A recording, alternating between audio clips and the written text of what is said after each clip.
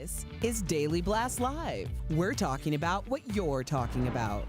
Real, honest, entertaining, live. DBL starts right now. 3, 2. Welcome to DBL. It's Friday, June 12th. I'm in studio with Tori, and I gotta acknowledge those guns counting down 3, 2, 1. That's Michael Dean, our producer, filling in, stage manager. Yeah, and I also got Rob, the camera guy. Happy birthday. Happy birthday, Rob! I gotta acknowledge everybody. There's not too many people in studio here. Sharon, we love you. Alex, love you. All right, a couple shout outs before we get started. That's right. Good to be here, Tori. Good to be here, too. Even better. What? Al Jackson's joining us. Al, what's going on, buddy? Hey! Happy Friday, man. What's going on? Friday.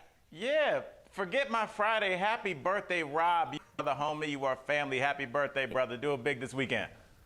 He gave you nothing. He's very nervous. He's very nervous. All right, let's get to some stories. Everyone's like, what are you guys talking about? All right, a bunch of celebrities are out with a new PSA taking responsibility for turning the tide against racism.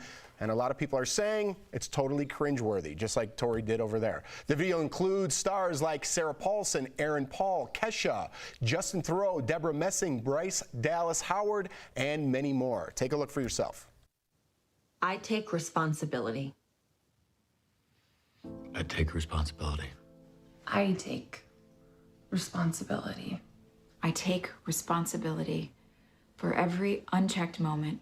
For every time it was easier to ignore than to call it out for what it was. Every not so funny joke. Every unfair stereotype. Well, Ricky Gervais responded, tweeting terrible lack of diversity in this video. So he made a joke about it. Did this PSA miss the mark? Tori, I'm going to start with you because you were moaning and groaning through the whole thing. Look, you can do it. That's fine. But I can also have my right to complain. I think you look stupid. I think the black and white imagery to make it serious, the Gucci glasses to make sure you're smart, the feeling of the heart. You guys are all white talking about racism very seriously. You're all rich. Shut up and put your money where your mouth is. And I don't mean not express your opinions, but these PSAs do nothing. So do a bailout foundation or raise awareness for a certain amount of money you're spending. You're celebrities, you got money. This isn't helping anyone. I think this was a fail. Was that kind of like a shut up and act comment? Not really, because they're fine to speak their minds, but these PSAs, to me, I'd rather see them spend their money doing other things. I'm kind of with you. It came off a little insincere, which I think a lot of people on Instagram come off insincere. Al, what do you think? You know what it is, and I completely agree with what you guys are both saying. It comes off a little tone deaf. It's a little bit like, yeah, who cares? But I look at this almost like an awakening for a lot of people, especially a lot of white folks, and they're just kind of coming to terms with what's happened, what's happening, and what they've sat through. And I think that it's almost like, Jeff, like when a baby fawn is born, and its legs are a little wobbly and it doesn't know if it can stand up straight. These are the baby steps of white folks just being like, hey, we can make a difference. We can make a difference with our pocketbooks and with... I mean, that was a great analogy because that's exactly how I feel. As a white man, I'd rather just talk to you, Al, and just talk here.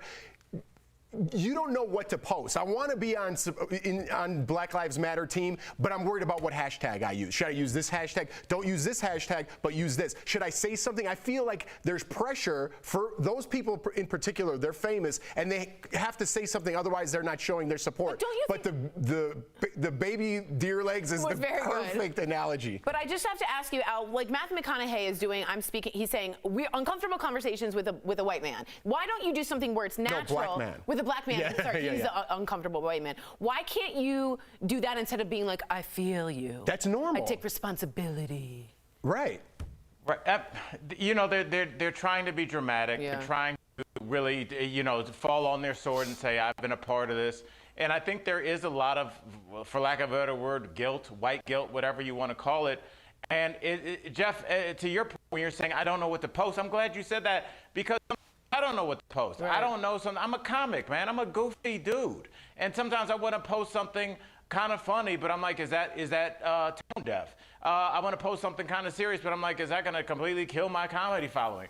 So you're always going to wonder what you should post because honestly, if you do post wrong, you could face a lot of backlash. So we're in a weird, murky time right now. but that doesn't mean that you shouldn't put your best foot forward. I think a conversation like me, you, and your wife had, where we were able to sit down for 40 minutes and just talk, is so important. Yeah, and I love that. I feel more awkward, and I'm like, Al, I have a white question for my black friend. And I feel so weird instead of just cracking jokes, and Al comes in. He's my buddy, just like everyone's buddies, but now we have to like make it about race, and that's what really makes me uncomfortable. Totally, but the way you did it to me is much more admirable because it's just natural. Right. I just don't need the whole precipice, and maybe it is baby steps. If I made a video like that and Al saw it, Al would be like, dude, what are you doing? What are you doing? Would you not, Al?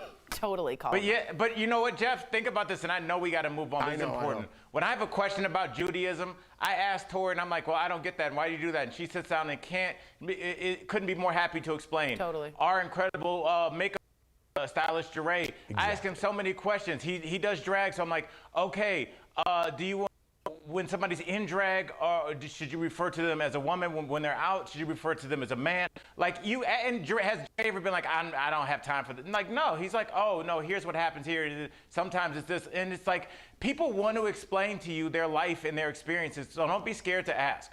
Exactly. We ran a little long on that. I thought it was important because that's what we're feeling here. So we're just telling you, hopefully that helps. I don't know. I don't know. Hashtag it.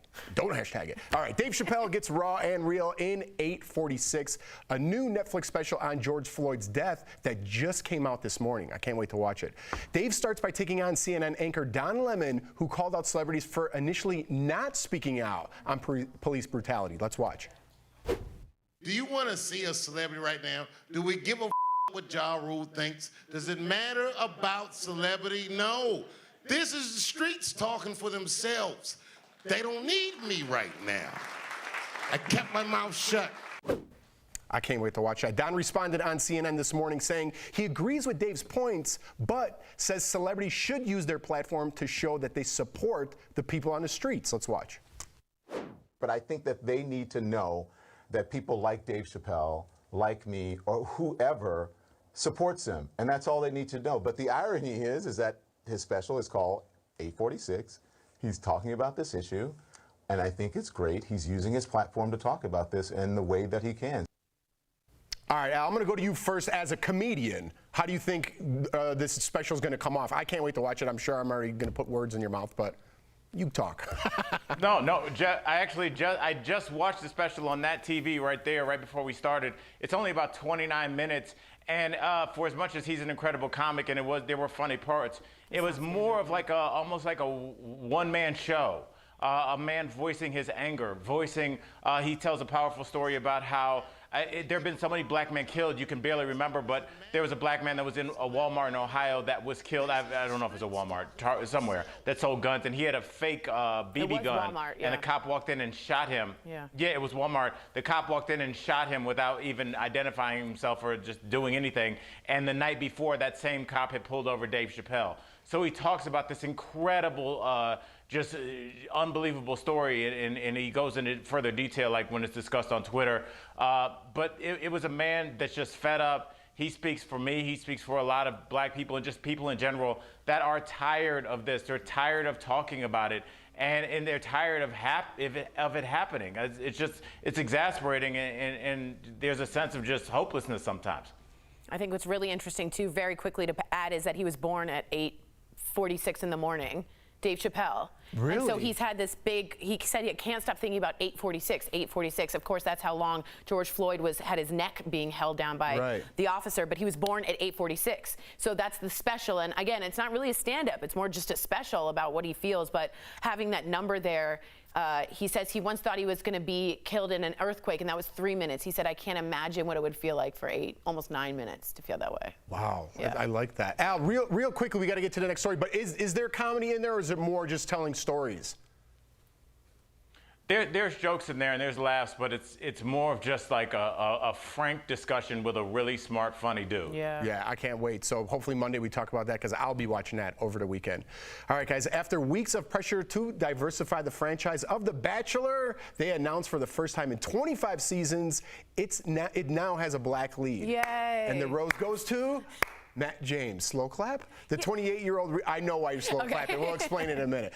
The 28-year-old real estate broker was originally selected to be on the Suitor for Claire Crawley season, but when that was put on hold due to the coronavirus, ABC decided to cast him as the Bachelorette. Just out of nowhere. As the Bachelor. As the Bachelor, I'm sorry, out of nowhere. As we mentioned on the show earlier, Rachel Lindsay, who was cast as the first and only black Bachelorette, has been critical of the show's lack of diversity. Matt, who is already buds with former Bachelorette stars Tyler Cameron and Hannah Brown, spoke to GMA about whether the move to cast a black lead is too little, too late.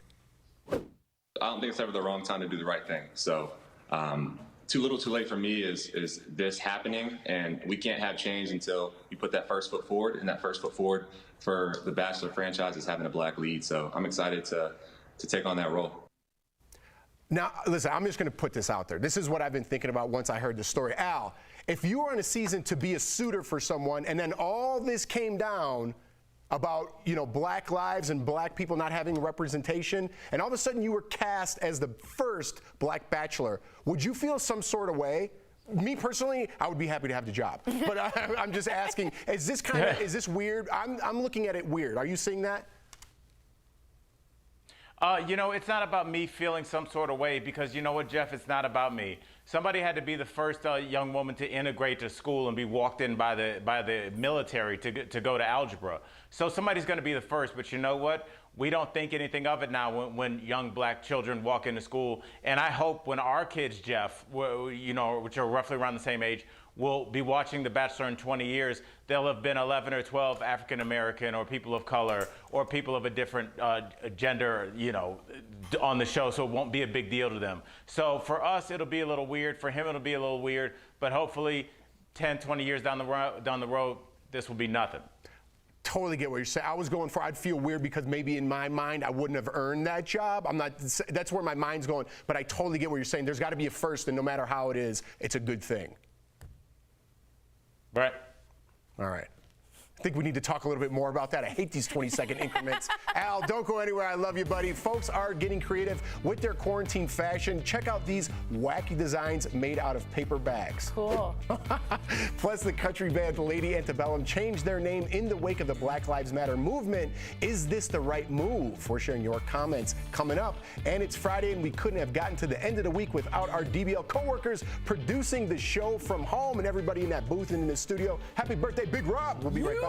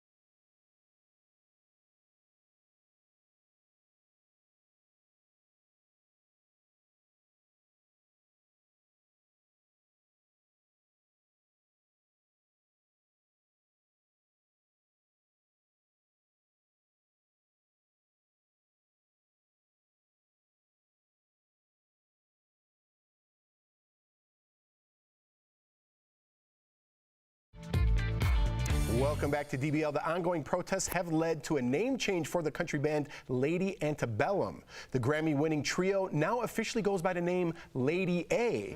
They're distancing themselves from the word antebellum, which refers to America before the Civil War. They say associations like slavery weigh down the word. You think? Yeah, maybe. And they're sorry, but some say the subtle name change is not enough. So DBL Nation, does the name Lady A change? Does it make enough of a statement? I didn't even know what this meant, to be perfectly honest with you. Let's get to the comments. Al, the first one's for you. Jerica, I like that, from Facebook says, kudos for the one step in the right direction. They probably couldn't change their name entirely because of how the music industry is set up and because of contracts. I'm not sure whether that's true or not either, but what do you think about this, Al? You know what? This woman hit it on the head, even though she didn't know that she did. There's already a Lady A. She's been a singer for 20 years. She's a black woman. So I don't know how that's going to work. It's going to be interesting. Yeah, you might want to check and see if that name's taken on Twitter next time. Wow, and also maybe find out what antebellum means before you name your band that. Maybe you should just check that out. Do you think they knew? Either they're so, that's idiotic that they didn't check, or they knew. All right, Tori, this next comment's from Nate from YouTube. Be happy with the L that comes with rebranding yourself. Deal with the fact that you chose the name in the first place. Well, you just said that. Prince changed his name to a symbol and wrote slave on his face. I completely agree with this comment. Yeah, they owned up to it. They shouldn't have done it in the first place. Don't name yourself something that means before war and refers to the period in America where slavery was so prominent, especially if you're a country band, in my deepest opinion. All right, Al, I'm going to go back to you with this one. Denise from Facebook says, I'm proud that they did something. Why can't country folks celebrate their Southern roots? It's not all bad. Yeah, I mean, here we go again with celebrating history. I think that's kind of the same argument we have with Confederate flags. Look, we can remember our history, but we don't celebrate what happened with the SS and the Hitler regime. We can remember history without celebrating the bad parts of it. We can just remember that and make sure to never repeat those mistakes again. Al dropping knowledge on a Friday. I love it. Stick around, buddy. Coming up on DBL, fashion in the age of coronavirus. Are paper bags the new hot trend? No. Stick around.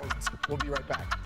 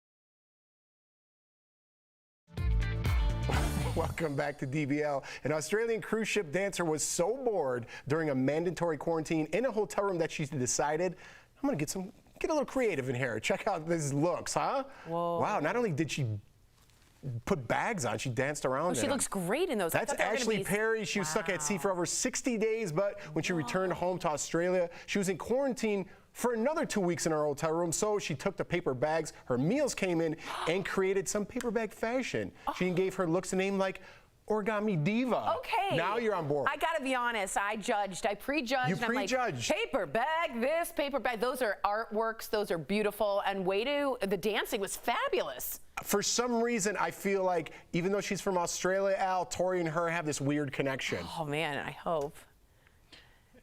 Hey, Tori, I'm with you. I was like, why are we doing this silly story? And then I saw those bags. I was like, those are nice bags. So good on her. Good. Look at it. See, you judge a bag by its cover. It's a and you good never one. know. It's a good one. I was trying. All right. A professor in China has come up with a way to solve the country's low birth rate. He says women should be allowed to have 2 husbands. Now, for decades, Chinese people were only allowed to have 1 child, but now the country has too many men and fewer young people overall. So the professor says women should be allowed to marry more than 1 man to give more men a shot at getting married and to increase the woman's chance of having multiple babies. You know what happened? Let's be very clear what happened with the one-child policy. If you had a girl, things went terribly because they all wanted men. No one said to think, not terribly. I mean, sometimes terribly. Like really bad. Yeah, just put it in context. And what I'm saying is, if you didn't think ahead of a generation that you're not going to have any women, that's what's going to happen. So. But now they want to increase the birth rate. They have almost 1.5 billion people in China. But they have a whole generation that can't multiply. Yeah, and also, Jeff, they have a lot of lonely men. That's not a good thing. I'm all for this policy. You know what, dude? Because 2 husbands, Jeff, now guess what? I get to be the lazy husband. See, me and you, we could be a partner. You could be the grilling, fix stuff around the house. I'm the sarcastic, goofy husband. Let's do it. What about, like, dude, what do you mean? You have another husband? I wouldn't be cool with that. You don't have an issue with that? Maybe just double up time in the bedroom. I don't know. You're like, are we just okaying this? Like, is that allowed? Okay. Eat more mangoes. I heard that helps. I don't know. We'll be right back. Oh, mangoes. Promotional consider.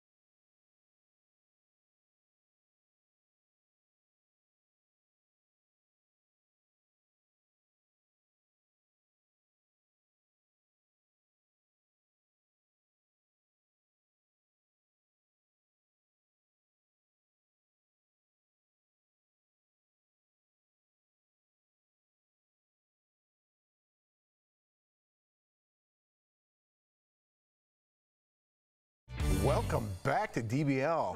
The stories we have during the breaks. All right, during the pandemic, many are choosing road trips over flying. We're sharing some ways to travel safely in today's DBL Drive, sponsored by CarShield. First, plan your route. Even though all states are reopening in some form or another, rest stops might still be closed, so keep that in mind. Second, I was going to make a joke there, but keep reading the prompter. Secondly, pack properly. Don't forget masks, gloves, hand sanitizer, and wipes. And finally, sleep smart. If your stay includes more than one night in a hotel room, skip housekeeping to limit the number of people in and out of your room. Now, that's a good idea. Yeah. For peace of mind, get an auto protection plan with CarShield. CarShield protects their members from the high cost of auto repair. Call 1-800-505-9619 for a free quote.